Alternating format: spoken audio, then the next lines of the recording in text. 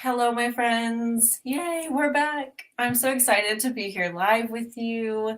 I'm Rachel Archelaus, founder of the Intuitive Art Academy. I'm here with business BFF and coach and all things wonderful, Carrie Roldan. Hey, I'm happy to be here in a slightly different, I'm actually in the same place in my house, just a different angle, but glad to be here. Yeah, I love the saying that's behind her that says she designed a life she loved.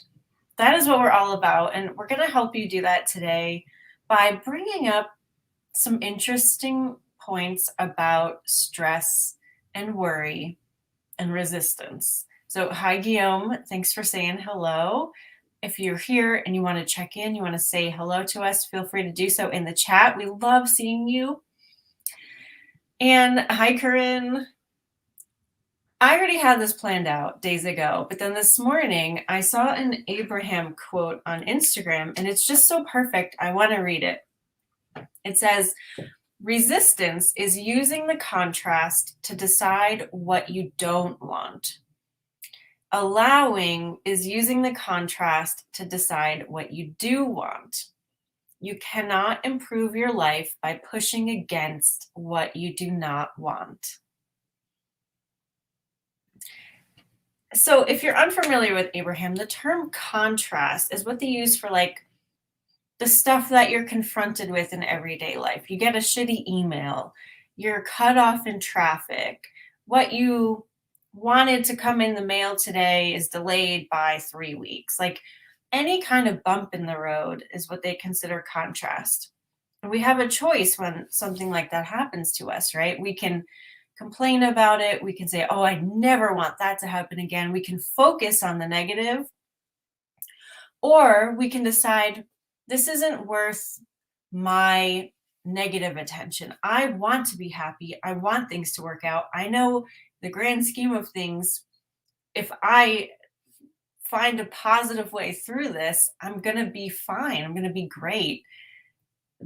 And that's kind of what we're going to get at today. It's like, how do you retrain yourself to go positive when the negative is often so much easier? And it's what we're modeled everywhere, right? There's like everybody's complaining. You turn on a TV show and it's all the negative, crappy stuff. You turn on the news, it's only the negative stuff. So, how do we decide that feeling better and allowing what we really want to come true anyway is more worth our time? How do we get there? How do we stay there? Wow, it's kind of a big topic, but I think it's so worthwhile. And we both, I'm sure, will have personal experiences to share. But if you have any questions about it, let us know. And hi, Shayna. Yeah.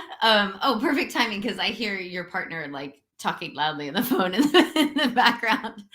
Oh, we have those days working from home. I do all the time when my dogs are barking or my husband is like so loud. Okay. I want to talk about this because I didn't even know what we were talking about today. Shocker, I know. And I love what you said about resistance being, or what Abraham said, resistance is just recognizing like, oh, or I'm not going to say this beautifully, so I'll just say it my own way. When you find yourself in contrast, which is just something comes up that you don't love, we have this choice, like resist it, and which is pointing us down the path of more of what we don't want, or notice it and see it as like, this is showing me that I want something different. This is here to show me, ooh, I don't like the way this feels. I would like to feel this way instead. And Rachel, you said something about what we were modeled. And, you know, I'm so grateful. And I bet each and every one of us have someone in our lives who really modeled positivity, who really modeled finding the good, who really modeled, like, I always use the word reckless, and it's not the word you use, but unwavering optimism. That's the word. Unwavering optimism. And I'm just so grateful for that in my life because I do think that I had enough of those people that while I can definitely go down the negative path, I can definitely worry. I feel like I did have a little bit of a head start in focusing on the positive. This isn't to say I haven't been met with a shit pile of resistance in my life that I haven't had, but I do feel like I am equipped just internally, right, to look on the bright side. And I think I've talked about this with you guys in the past.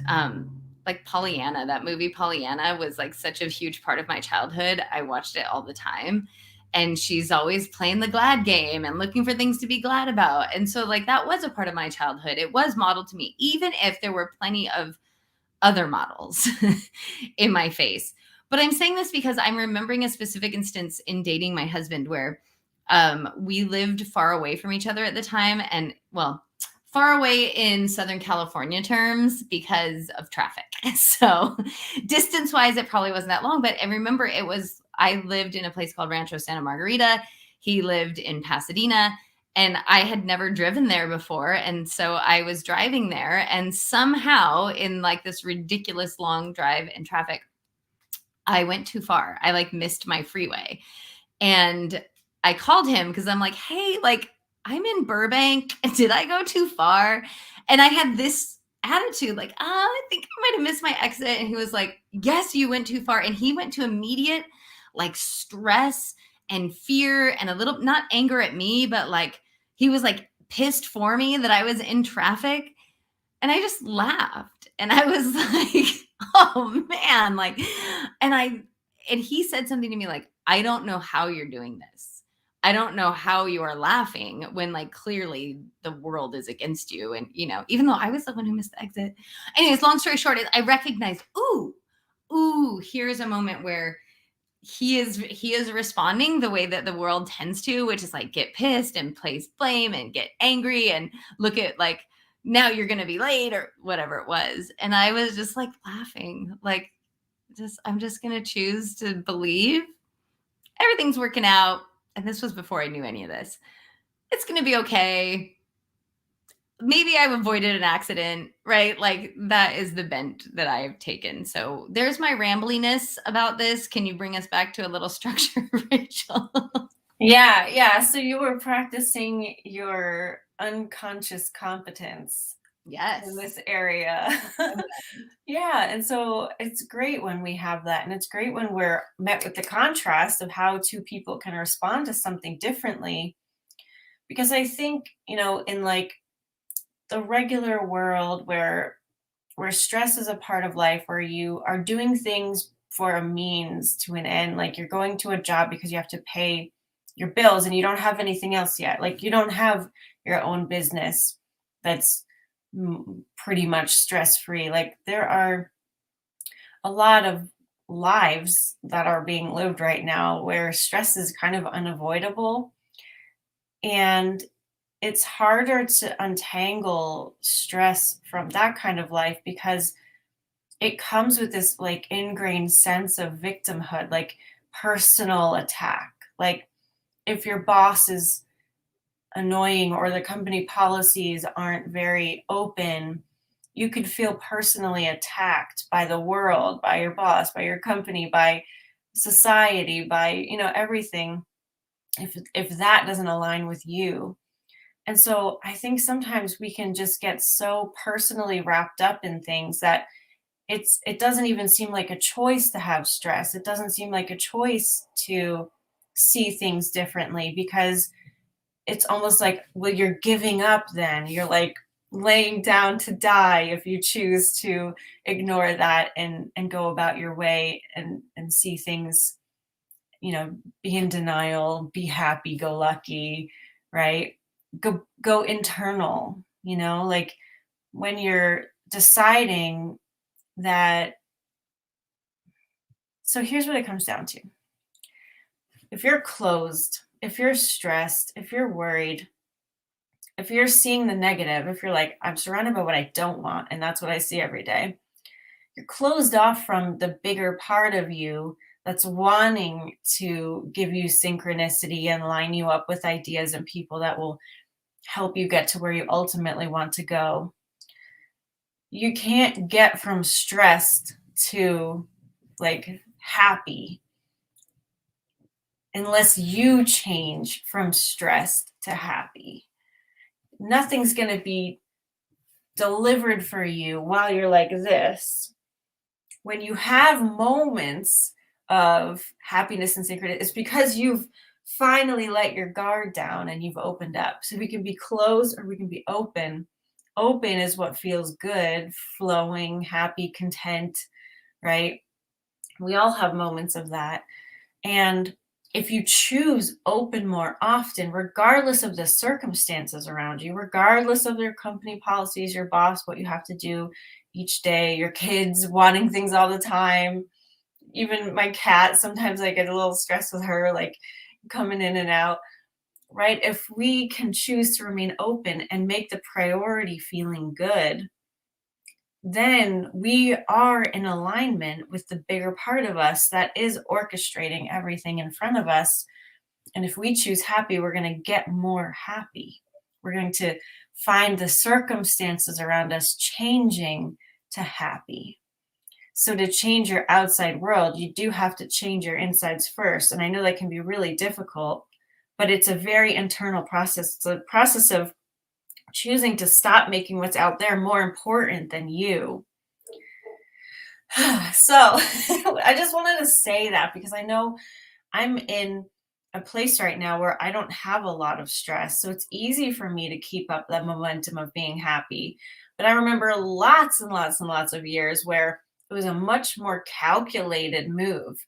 I'm going to choose today to enter this workplace and not focus so much around what's going on around me. I'm just going to focus on me doing what I can, making a smile on my face whenever I can, making little jokes to myself throughout the day, imagining that I own the place. Like I had to come up with a lot of mind games to get me over the hump and into this new way of being. And there's nothing wrong with that. So I'm just going to tell you, I've been slightly stressed for the past like 30 seconds because my dog wants out. And I didn't want to get up and not let you know that I was getting up to let my dog out. So let's relax. And I'm going to let my dog out. You can get up anytime, Carrie. I'm pretty sure I'd assume it's one of those things. Yeah. So what is it that you would love to happen? Like that's a fun game that I like to play with myself. What is it that I want to happen? Because that can immediately open you up, have a little bit of a daydream session. And now you can hear my cat scratching at the door. So I'll let Carrie talk. Well, yeah. So let's talk about that. Like, what would you love to happen? And I think for me and a lot of the people in my life and a lot of the way that our lives work is there's this, I want that butt or I want that. And I think that getting it entails X, Y, and Z, or what you started in the beginning about focusing on, if you see resistance, if you focus on contrast and you're seeing what you don't want, that's resistance or something like that. So many people who I talk with, they'll be like, well, I want, but I don't want. I want to make millions and millions and millions of dollars, and I don't want to have to work. And they see those things in contrast. Like they see that like, in order to have this, I have to work, but I don't want that. Right. And so that is where like a lot of our worry comes from. I don't want this to happen. I want this instead. And I think that I have some sort of role in there. There's some sort of doing that I need to be, or I see a lot of worry in people I work with in trying to control what happens, trying to control what happens next. And so I forget what we were talking about. The main question was, what would you want to happen? What would you want to happen? Can you actually answer that question just from what you want without mentioning what you don't want? Right. That is such a good test. A lot of people can't do that. Can you just answer the question what you want instead of bringing up, well, I don't want? That's so good. Yes, I'm experiencing that a lot with people where they'll talk about something amazing and I'll say, well, how does that feel? And they'll say, well, it feels like not this and not that and not. I'm like, oh, cool. But like, what does the goodness of it feel like? And just that practice, like just that. What do I want? it's pretty natural for us to initially go to what we don't want. And that's okay. It's okay to recognize, oh, that's the contrast. There's my resistance. There it is. But once you've done that, then then it is okay. So what is it that I want then? If it's not that, what is it? What does it feel like? What does it look like? And it is so interesting that so many of us will continue to focus on, well, it's just some sort of relief from this, and definitely not that. And for sure, I don't want any more of that, right? Like, so yeah. So what do we want? Turns out for most of us, at least on my client calls today, the wanting feels open. It feels relaxed. It feels expansive. It might have an electric feeling to it, or like a bubbly feeling. It feels joyful. It feels playful. It feels slightly wild. It has the sensations of a giggle.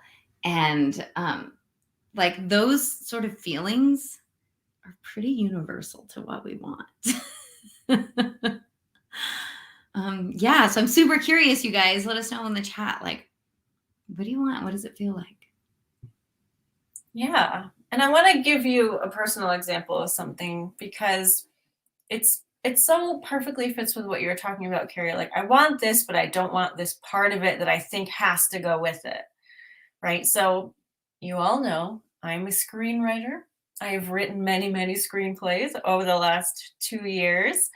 And I was just in a lab where we were writing a pilot, and my lab leader, a literary manager, was going to have like one-on-one meetings with us, short ones, about what we'd written.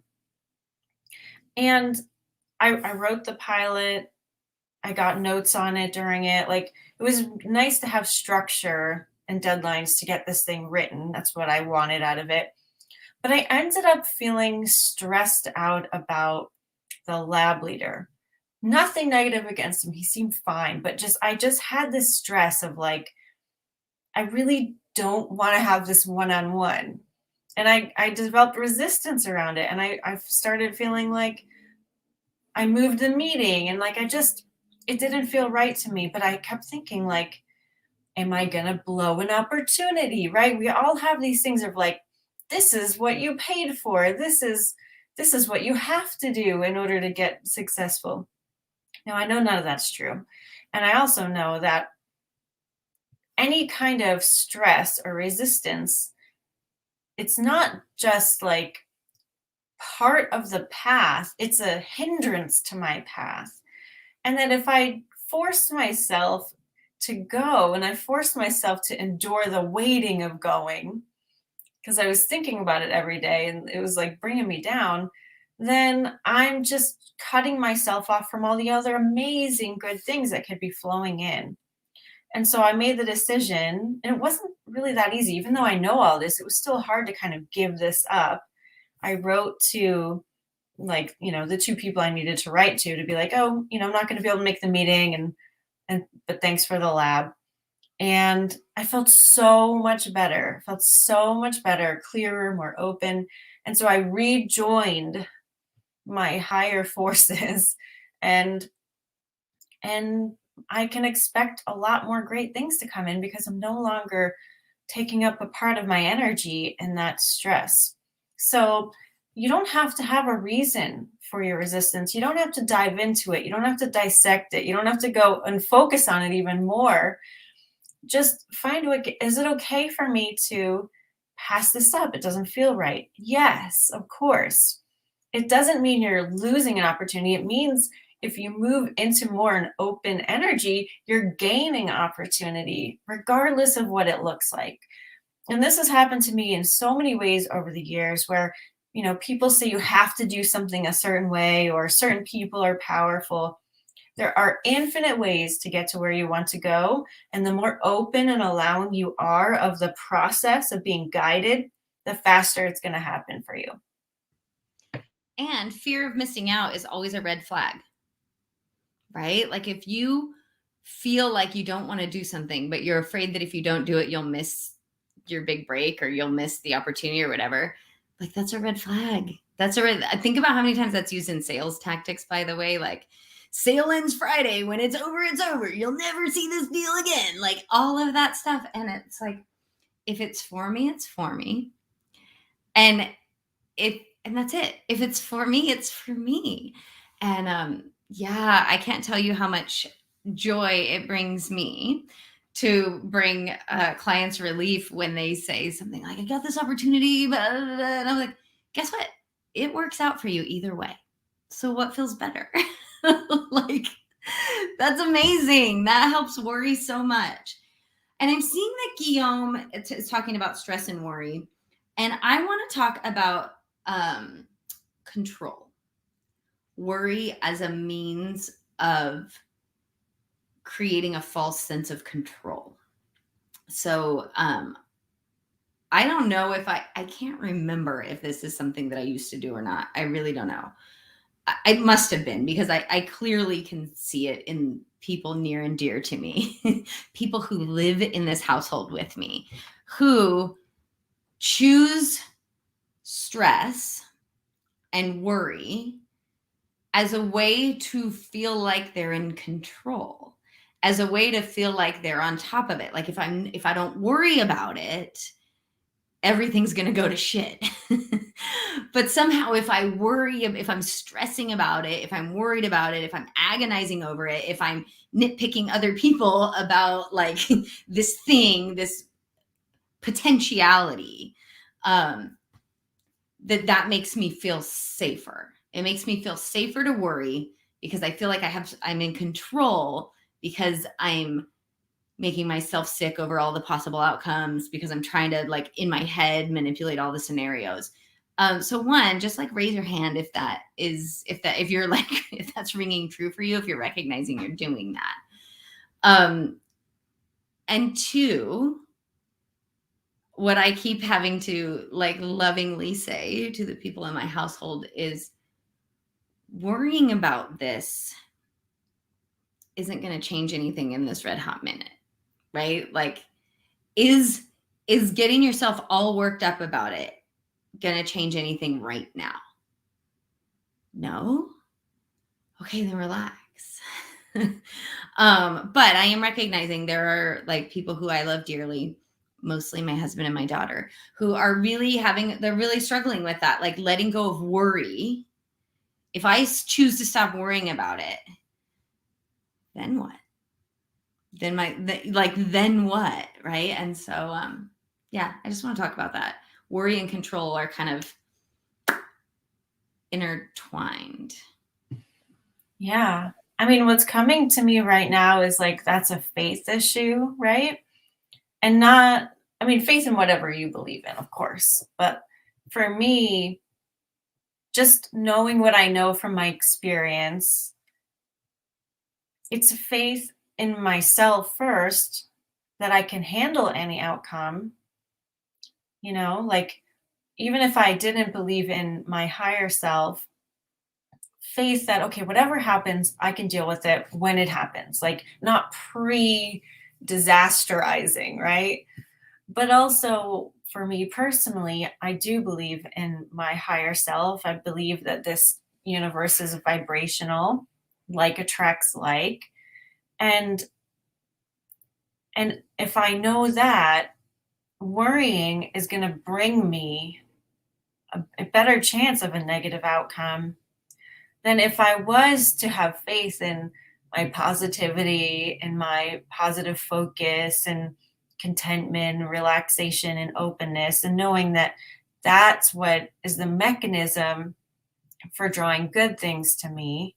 So if I go there and having faith that that is most likely what the outcome is going to be, and even if it isn't, I can handle it.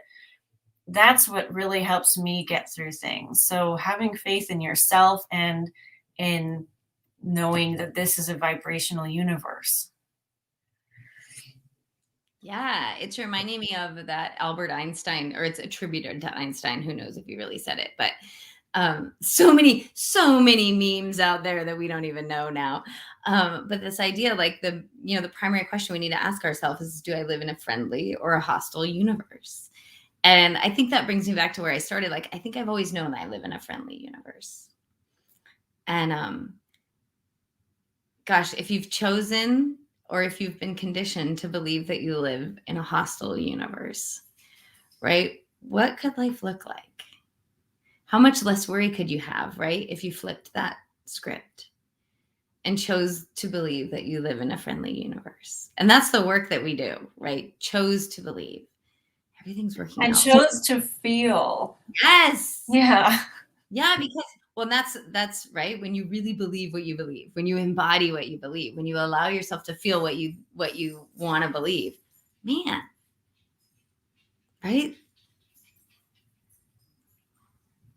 I have no words right now except to say that I am feeling the difference in my body. The relief that comes from faith. And I love that word faith. And I have faith. I have massive faith.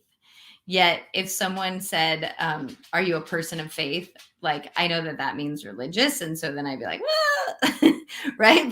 But like faith in that I live in a friendly universe, faith that the universe has my back, faith that I'm bigger than any problem, faith that everything is working out. I think it was a Wallace Wattles quote, believing in truth regardless of circumstances.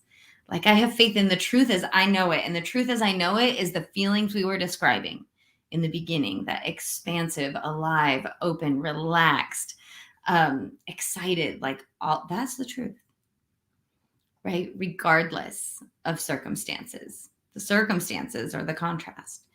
When you have that faith, man, you can be free from worry. What do we say constantly on this channel? You can relax. You can relax because it's all going to work out.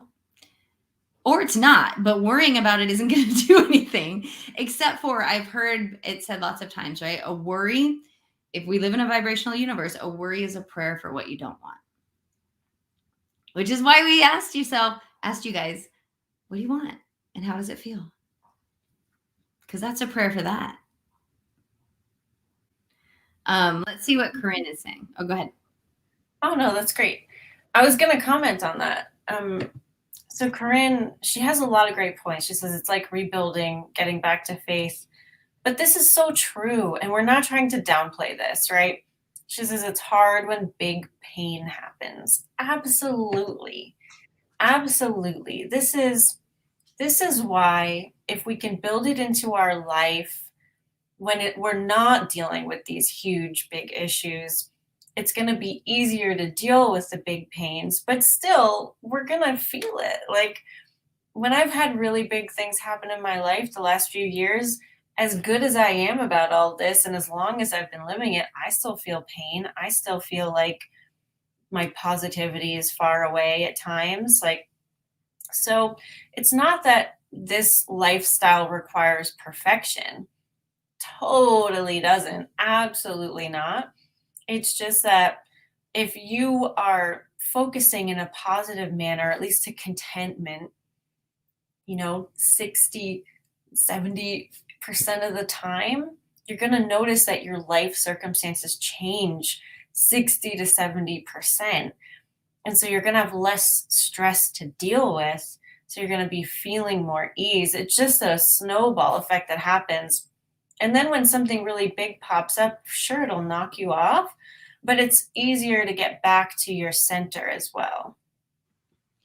I'm thinking of the examples from our own lives right now, Rachel, and how our conversations go. So just a little like behind the scenes of Carrie and Rachel land. Like recently something came up. I don't even remember what it was, but I remember how it felt and it was pretty crappy. And I remember like knowing I don't want to dwell on this feeling. I want to focus on the positive, blah, blah, blah. And freaking A, like this is crap. And who can I talk to about it that isn't going to, like, I don't want to dwell. And I probably didn't, I'm a verbal processor, but maybe I didn't even need to talk about it, but I knew Rachel was a safe person that I could be like, here's what's going on.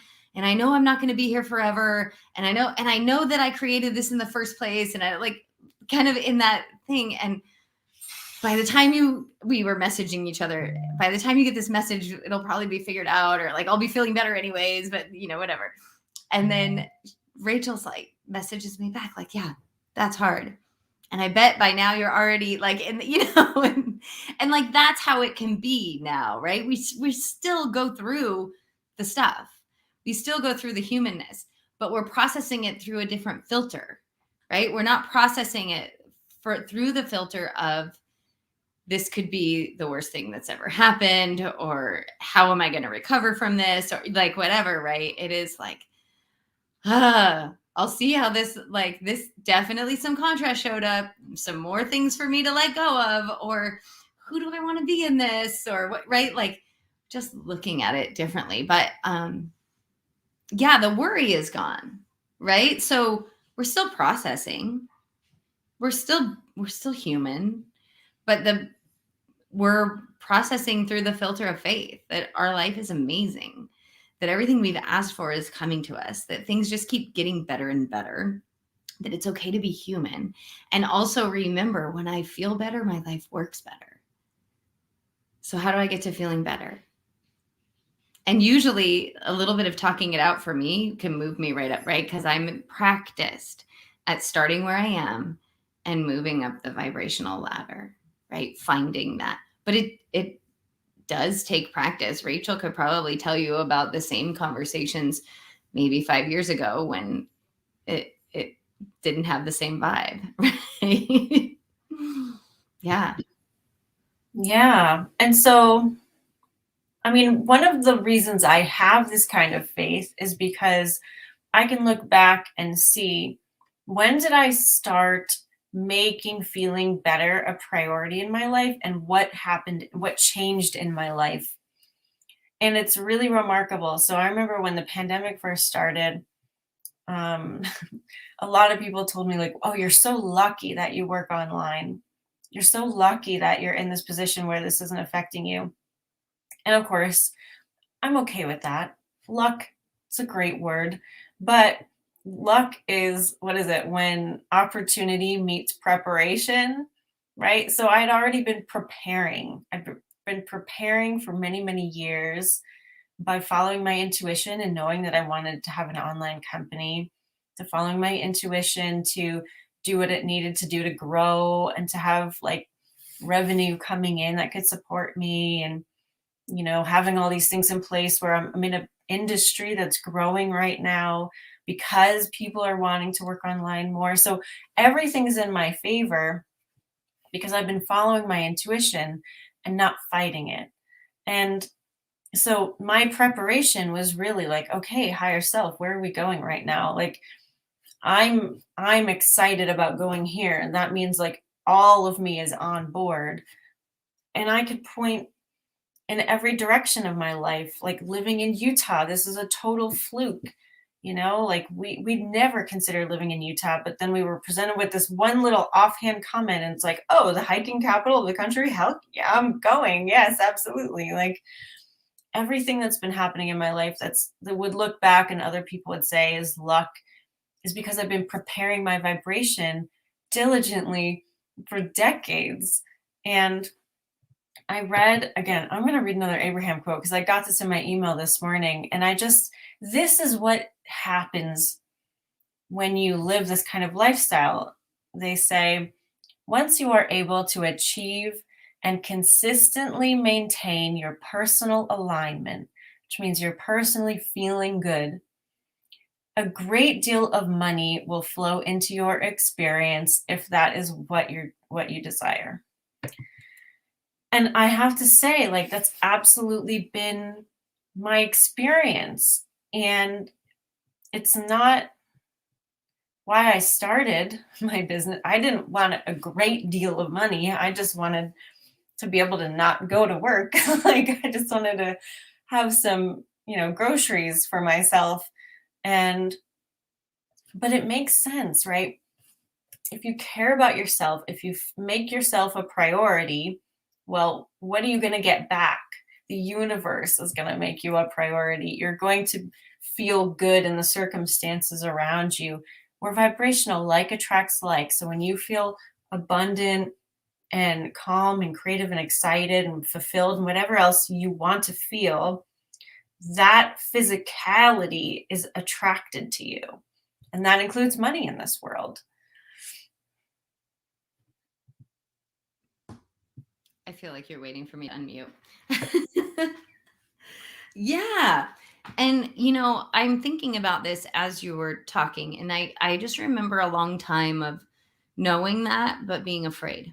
So, like hearing you talk about just make feeling good a priority and everything will come to you, and worrying that it wouldn't.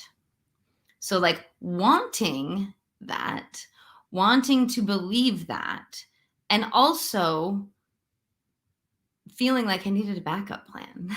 Like, what if I spend all this time feeling good and the only thing that happens is that I feel good? Now I know what Abraham would say, which is like, who cares? Right? You feel good. Everything's working out.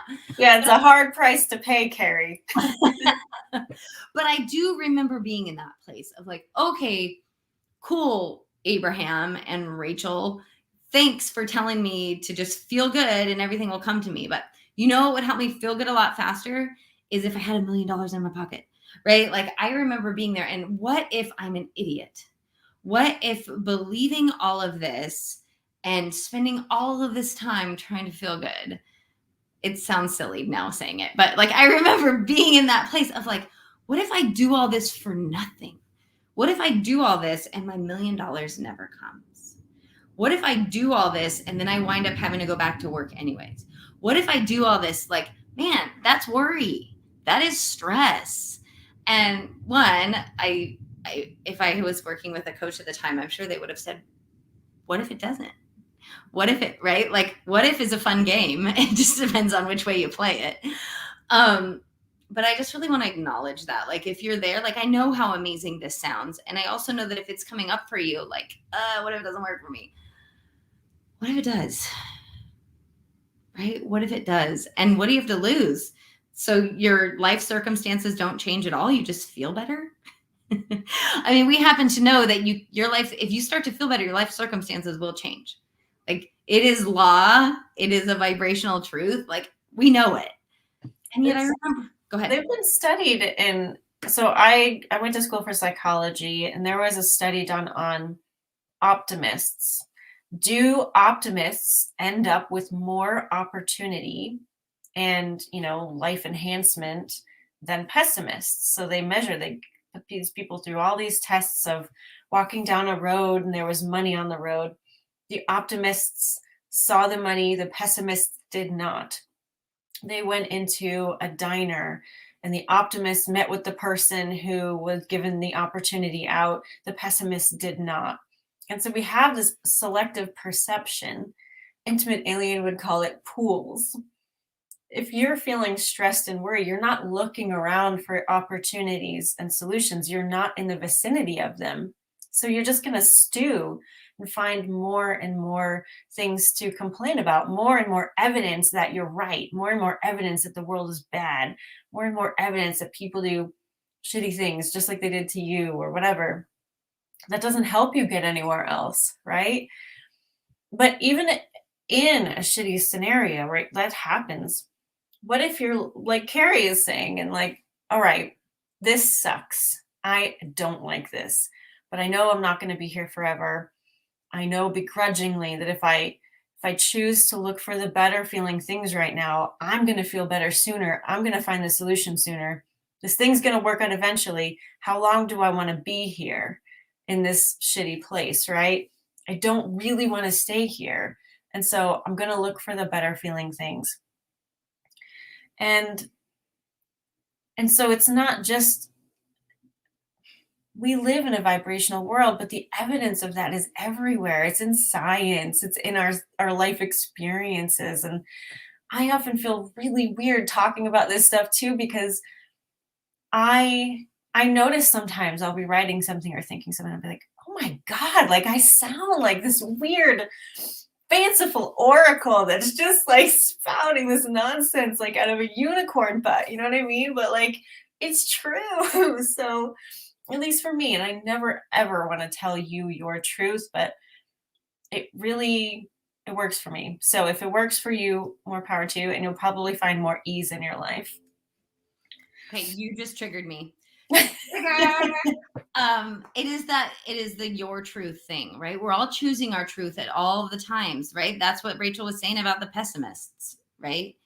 By the way, I'm married to a pessimist who calls himself a realist who wants to be an optimist, right? There's a reason he loves hanging out with me. Like there's a reason why every time I'll be like, what do you love most about me? He'll say your optimism, right? Like there's a reason, there is enough of that active in him that he hangs around, right? So and though like he was really raised to like always to the world is against you, the universe, like everyone is out to get you, people are trying to rip you off, like, right? So I don't know why I'm telling you that now. There's a point. Optimist, pessimist. Oh, truth. Your truth. So yeah, we're always living our truth. We're always living our truth. So Rachel's like, it works for me. Yeah, because her truth is awesome. And if you are living a truth that you don't love, what would you like to be true? Make that your truth. And I know that maybe that sounds like I'm espousing from a unicorn's butt, but I just see it, right? I am an optimist, and I'll walk into the diner and bump into someone, and I will find that money on the ground, and I will see an opportunity. And when something crappy happens, I will find the silver lining, and that silver lining will grow into something amazing and beautiful and wonderful. And because that is my truth. So I find it, and I have the whole concept of the truth I find so interesting because we are all just making up our truths as we go. And it's what's resonant for you, Yes. right? Like that's really how you can tell what is resonant for you. And about that whole optimist pessimist thing, like maybe you hear that and you're like, oh well, I'm an optimistic introvert, so I would never talk to someone in a diner. But I will tell you, I am the biggest introvert there is. And when I was younger, I went to a Blur concert, and I don't know how, but I ended up talking to this guy who was like doing this after party, and he gave me a pass to the after party. It was legitimate. We went to the hotel in the lobby and got to hang out with Blur. And it's like, if it happens to me, folks, it can happen to you too, because I never talk to anybody. And like that's just a common thing. It happens to me all the time. But it does happen to you all the time, and it's your energy. And I know it happens to Rachel because of like things she wears or think like it. She's not like I am not. I don't even consider myself an extrovert, but I do talk to strangers. I feel intimately connected to like. I once went the story time, and then I really do want to get to Shayna's comment. But I went shopping with our friend Cyndia. And Cyndia and I have been in each other's we'd only ever been in each other's presence at like business events prior to this. And she and I went shopping, and she had said, that I had this ability over video to like connect with people and all of that. And we spent a day shopping together, and she was like, Carrie, you're freaking magical. You turn everyone into your friend. You make people like you. And I was like kind of offended by that. But she was recognizing like, oh, it's that you just feel this intimate connection with people. And most people like it about me. Some people I think feel a little bit invaded by my like, but either way, I consider myself an introvert, but I also consider myself connected to like the cashier at wherever, or that like I just assume that we're friends. And it usually works out. So anyways, that's how my my introverted extrovert optimism shows up. Let's talk about I don't know if it's Shayna or Shanna. So sometimes feeling bad is something that needs to be experienced and processed, right? I can have a stab, or do you want to go? no, go for it. But I'm happy to talk about it too. So Shayna, I would say the optimal word is sometimes, right? Like, is feeling bad something that actually needs to be experienced and processed? Probably not. Like when you realize you're feeling bad, you could just choose not to do that, right? And man, there can be some satisfaction in feeling it and processing it. And I am so reminded of this movie keeps coming up, so maybe I should watch it again. But have you guys seen Inside Out, the Disney movie?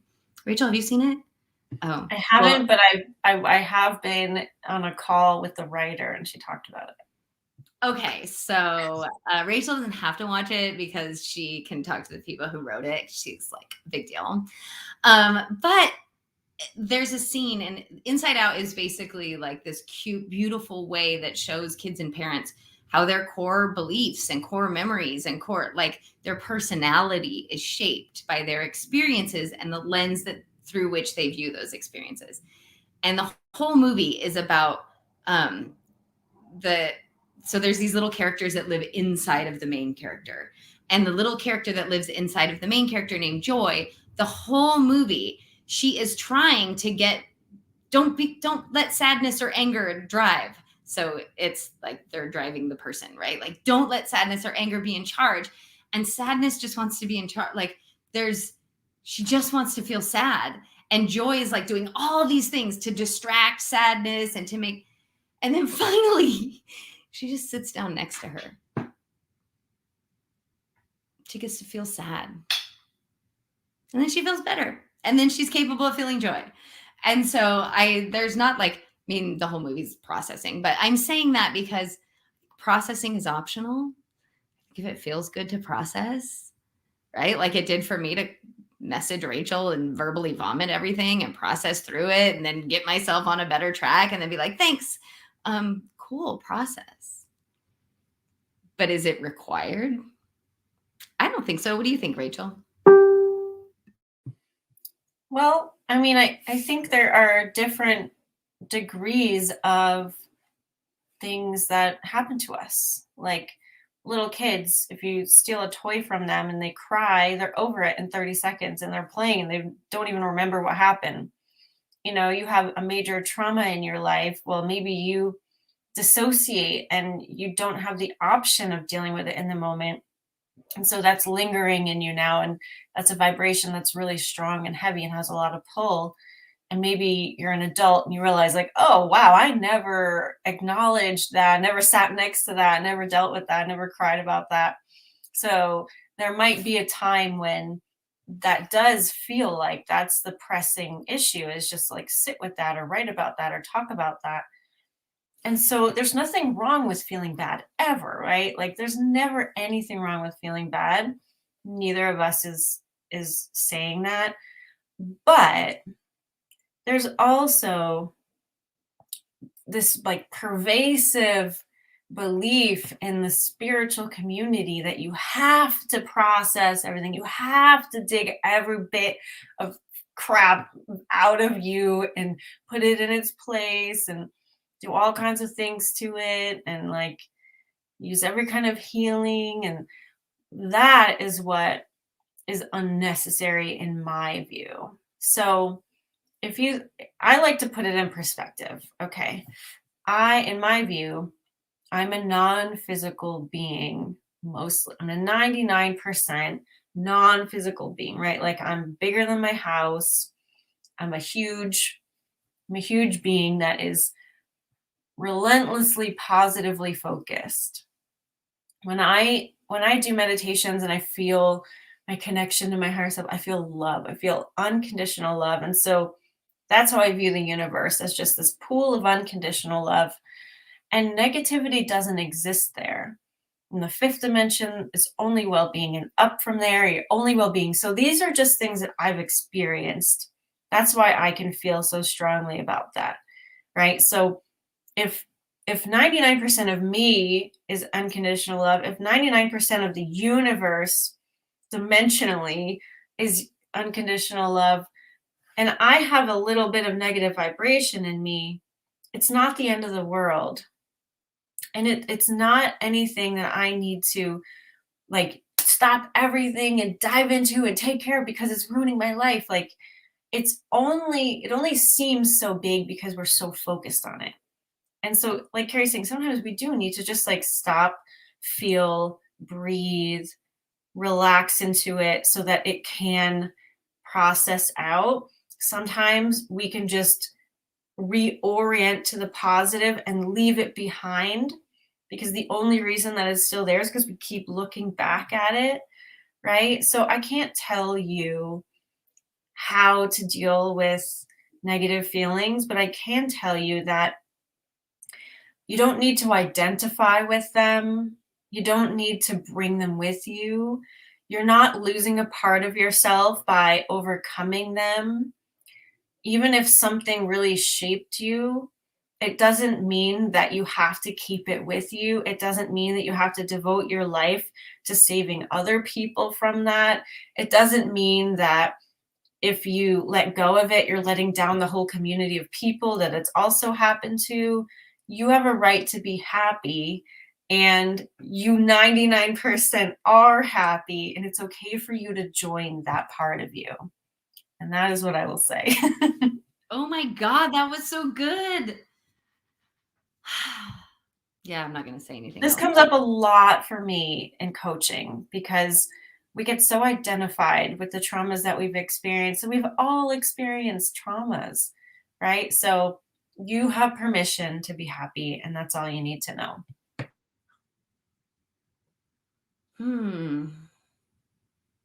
So what do you want? Right? That's the question we keep coming back to.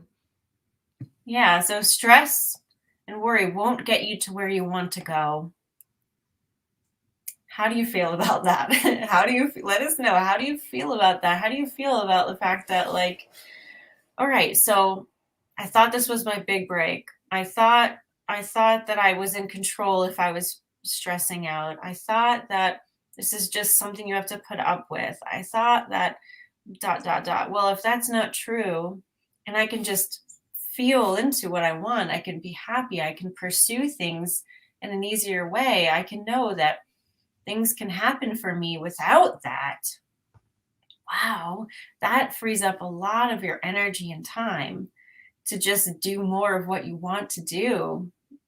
And that's an incredible relief. So yeah, if you have any thoughts on that, we'd love to hear it. And also, it doesn't happen overnight, right? So if you want to adopt this more, give yourself a lot of grace. Like, just focus on the positive as much as you can, reorient to what you really want as often as you can.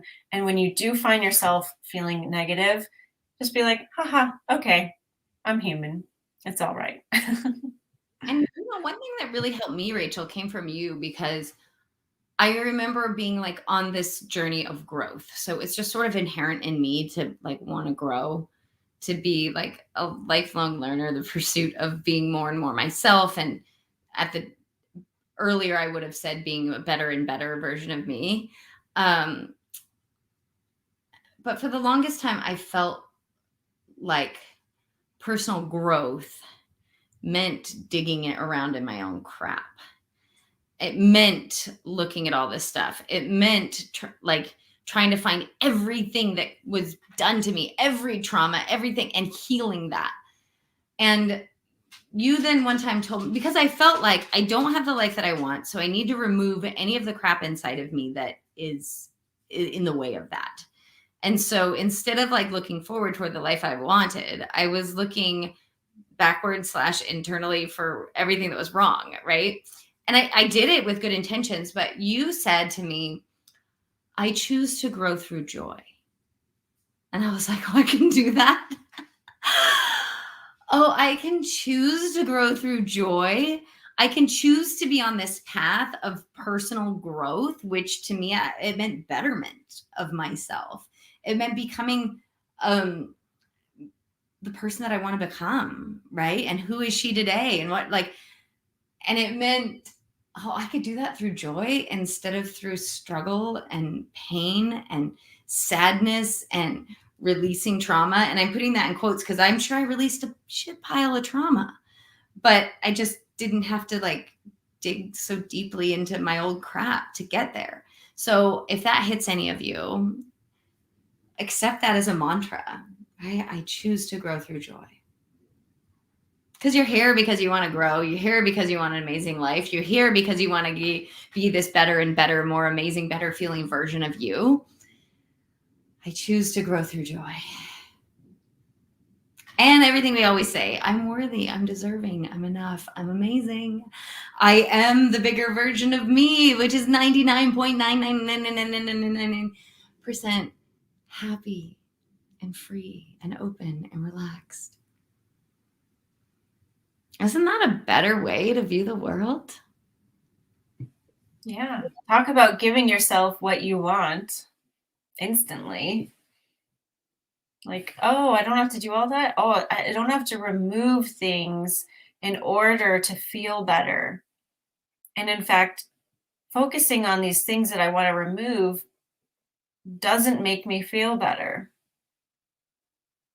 You might feel touches of clarity. You might feel touches of satisfaction. It doesn't necessarily feel all bad, but it's just a fallacy that you have to do all that.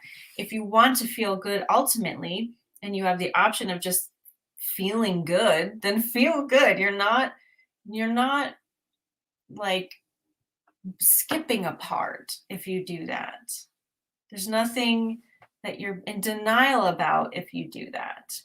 And trust me, if you leave things in your system, we all do. If you tried, you couldn't scoop all the shit out of you in one sitting or in multiple years, because like attracts like. If you're focused on the negative, you're just going to find more and more and more and more. It's a never ending hole. So if you reorient to the positive, you go about your life, you will be specifically triggered about the things you're still carrying. And then in the moment, you'll be much more prepared to deal with it, right? Just like we were talking about today. Like, things still come up for us, but we're much more capable of dealing with it and processing it in the moment and then moving on. And that just helps like chip away at whatever else we're carrying. We don't have, it's not a scavenger hunt for negative stuff.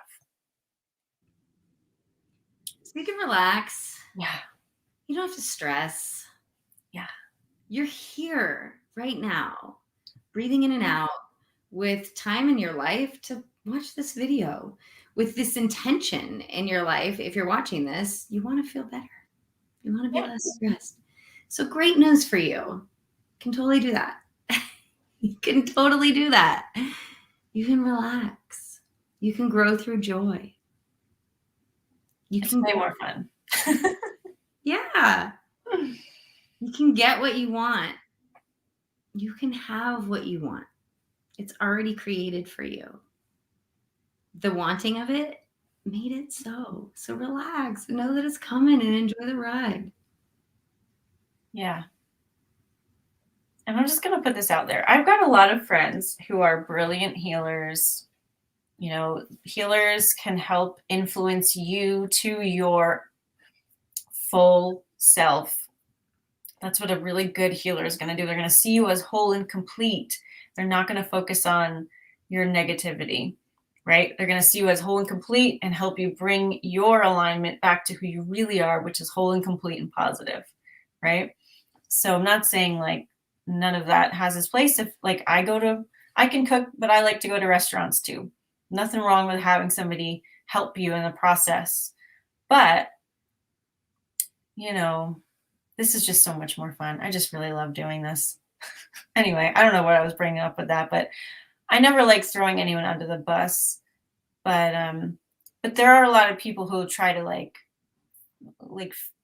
fear monger you into giving them their money, because I just made a video about this, which is why it's on my mind. This lady, it'll be out on my Hello Love channel probably tomorrow. This lady was scammed out of $60,000 by a psychic, and it was just all done through like manipulation and fear, and like your life is never going to be good if you don't do these things. And so if anyone ever tries to tell you that your life is supposed to be one way or that you're doing everything wrong, like just run. I mean, I know that it's never come up for me. It's probably never come up for you, but just in case that ever comes up, just run. Yeah, I like that you brought up, that's terrible. Yeah. And healers are like coaches, right? Like I, Rachel's my coach, right? Like I am like, I'm a coach and I see a coach, and we're all capable of healing. And it's helpful, just like going to a restaurant, right? Like it's helpful sometimes to see a healer. And it's the recognition that yes, the healer is there the way the coach is there, the way a teacher is there, the way that is empowering you, right? Like that is empowering you, reminding you of the truth, helping you get to your truth. That's what coaches do. That's what healers do. That's what teachers do, right? So anybody who isn't doing that, run. Yeah. Absolutely. Use your discernment. All right. Well, we've been talking for an hour, and this is such a good topic. Thanks for coming, everybody. I will not be here next week because I will be on vacation. I know, so sad, but I'm sure we'll have something for you. So you'll get a Thursday email. And thanks. We love spending time with you, and we'll see you in a couple weeks. Bye, guys. Bye.